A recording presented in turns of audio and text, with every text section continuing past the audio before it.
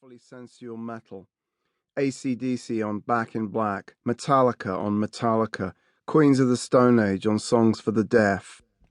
But none has replicated the dark stew of Led Zeppelin's sound, and that's without even mentioning the latter's beauteous acoustic flip side.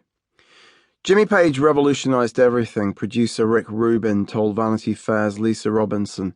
There was no real blues rock in that bombastic way before Zeppelin.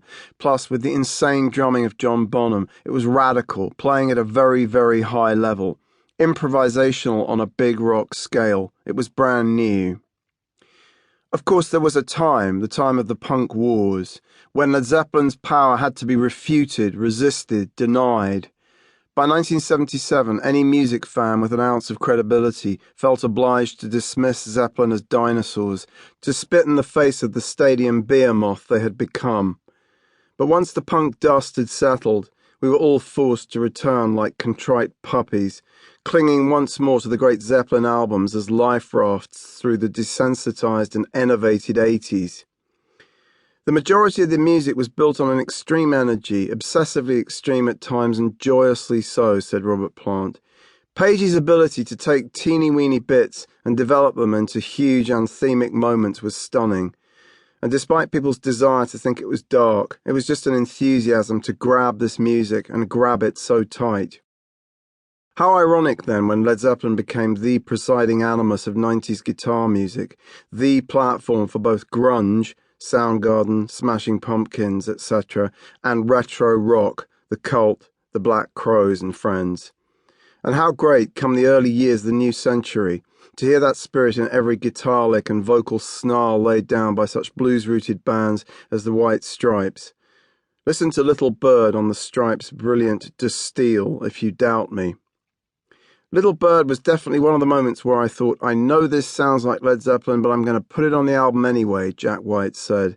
All my friends would come over and say, this is very Led Zeppelin, and I'd say, I know it is.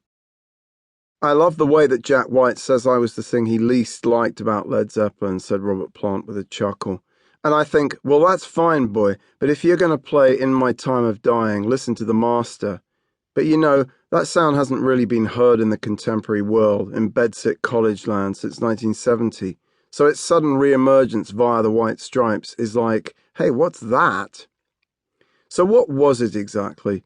In essence, a hybrid of volume and grace, of sex and spirit, metallic attack and poetic shimmer, a late flowering bloom of Britain's 60s blues boom. Zeppelin was never a group of purists. They were musical mongrels from the start.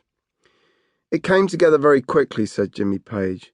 Ultimately, I wanted the group to be a marriage of blues, hard rock, and acoustic music with heavy choruses, a combination that hadn't been explored fully before, lots of light and shade in the music.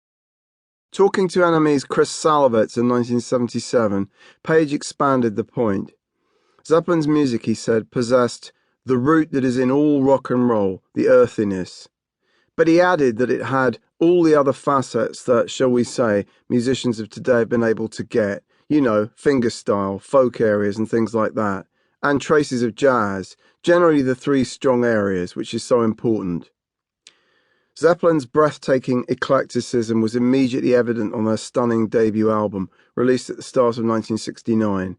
If its essential undertow was primordial blues, You Shook Me, I Can't Quit You Baby, its range was almost chameleonic, incorporating folk, Babe I'm Gonna Leave You, Indian scales, Black Mountain Side, pop rock, Your Time Is Gonna Come, and even a sort of proto-punk rock, Communication Breakdown.